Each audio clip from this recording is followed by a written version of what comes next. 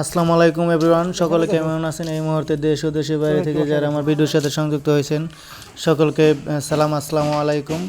বিশেষ করে এই ভিডিওটি যে সকল ভাইয়েরা বাইরে থাকেন, বনপাইল গ্রামটিকে মিস করেন, তাদের জন্যই করা হয়েছে। সকলেই দেখুন আজকে বনপাইল বিলের দৃশ্যটি, আমাদের উত্তর বিলের দৃশ্যটি অত্যন্ত সুন্দর রূপে সেজেছে। তো বিহার চলে আসলাম বনপাইল উত্তর বিলে। হেমন্ত যেন হাতছানি দিয়ে ডাকছে। চারিদিক অত্যন্ত সুন্দর মনোরম পরিবেশে সেজেছে এবং খেতে খেতে বীজ ফেলানো হয়েছে, ধানের বীজ। এই ধানের বীজ 2 থেকে 3 মাস পরে আবার রোপণ করা হবে। অত্যন্ত ভালো লাগতেছে। যে সকল ভাইয়েরা বিদেশ থাকেন তারা মিস করতেছেন বনপাইল বিলটিকে। আপনাদের হয়তো সকলেরই প্রত্যক্ষ পরোক্ষভাবে এই বিলটির সাথে কিছু না কিছু স্মৃতি রয়েছে। তো এই বিলে প্রতি বছর কয়েক হাজার টন ধান উৎপাদিত হয়।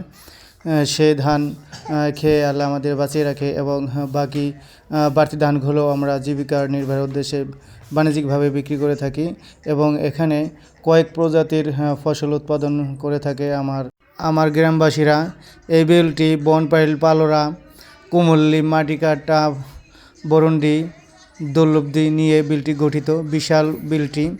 এই বিলের মাঝে আমার গ্রামবাসীরা তাদের স্বপ্ন বুনে। তো যারা দেশ ও দেশের বাইরে থেকে আমার ভিডিওটি উপভোগ করেছেন সকলকে আমার পক্ষ থেকে সালাম, আসসালামু আলাইকুম এবং আন্তরিকভাবে অভিনন্দন।